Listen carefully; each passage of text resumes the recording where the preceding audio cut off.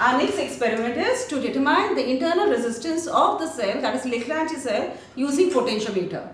You see here the circuit diagram. The only difference here, as we had done for the comparing EMF, here we are finding using only one cell, that is the cell, that is a Leclanché cell here, whose internal resistance we have to find here. You can see the positive of the Leclanché cell is connected to this end and the positive of the driving cell is also connected to this point. So this point is called the initial point of the potentiometer. Can you see this R? R is called the shunt resistance, okay? And what is here resistance box? This resistance box is there. It's a very high value of resistance box which is connected in a circuit so that not excess current flows through a galvanometer. Rest of the circuit is very clear. You can have it. Now as we know the formula we done in your theory, the internal resistance of the Leclanché cell is given as what? R, which is equal to L1 minus L2 upon L2 into R. Where L1 is the balancing length when the cell is in an open circuit and L2 is the balancing length when the cell is in a closed circuit, and R is the resistance of the shunt.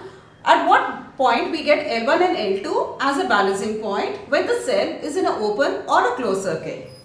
Students, here will be making, when you are taking observation and when you are making the setup, in your observation table we require these things. As here the value of R, that is different value of shunt, you will find different values of L1 and L2, that is a balancing length of the Leclanché cell when the cell is in an open circuit and when the cell is in what? A closed circuit, and we find the individual value of R for every different value of what? R. That is the shunt resistance, and then we calculate the mean value of that internal resistance, and that will be your result. That is the internal resistance of your Leclanché cell using potentiometer. Here students, this is a setup for finding the internal resistance of this Leclanché cell using this potentiometer. Can you see this here? This is a shunt resistance which is connected in a circuit. This is a high resistance box which is connected to the galvanometer to protect excess current flowing through it. As we know, we have the setup here. All the positive terminals are connected to this end. So this end is called the initial terminal of the potentiometer. So this end, which is connected to the key and to the rheostat, is called the terminal point of the potentiometer. Students, here first what we do is we switch on the supply and we adjust the current with the help of a rheostat to one certain limit. Let me say I set it to 150 milliampere. Okay. Now what you do is you take out 2000 ohm resistance from the resistance box. Okay. Now what you do, see here there are keys K1 and key 2. Both of them should be inserted. Now what you see, take a jockey and press it at one end and the first wire of the potentiometer. You see a deflection in the galvanometer. Yes. And now put it to the other end, it is in the opposite direction. It means that shows that the circuit is what? Correct. Now what you do is remove this key K2 from the circuit and insert the resistance box, resistance 2000 back to the resistance box. Okay. Now what you do is you have to find the balancing length when the Leclanché cell is in an open circuit with no shunt resistance.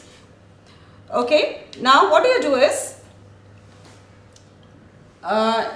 take the jockey and put it on the first wire of the potentiometer. We see deflection in one side and you put it on the other end and the other side. Now start moving the jockey on the potentiometer till you get what? The balancing what length.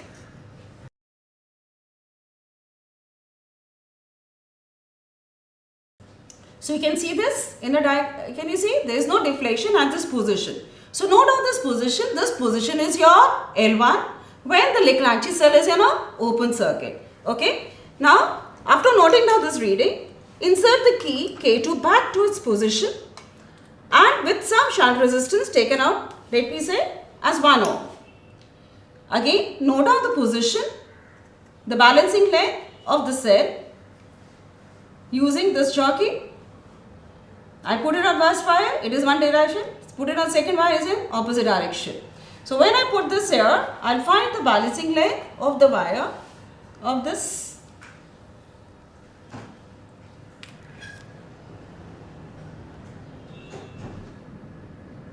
Here. Can you see this? At this position, we find the galvanometer shows null deflection. So note down this position, the balancing length, that is L2 on this potentiometer wire. In this case, the Leclanché cell is in what? In a circuit, and we have found L2.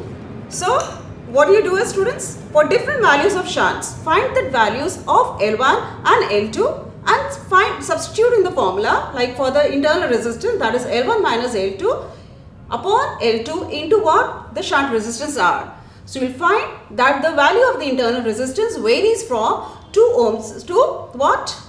7 ohms. Here students, since we done the let's put their values in the observation table. The first observation, when we have a shunt resistance 1 ohm, we got the first balancing point at 111 centimeters. The second at what? 34. When you substitute in the formula L1 minus L2 into R upon L2, we get the value 2.26 ohms. Same for the shunt of 2. So similarly you can find for 2 more sets, that is 3, 4 or 5 ohms of shunt resistance, the value of what? The internal resistance. And you find that this value of internal resistance varies from 2 to 7 ohms. Thank you.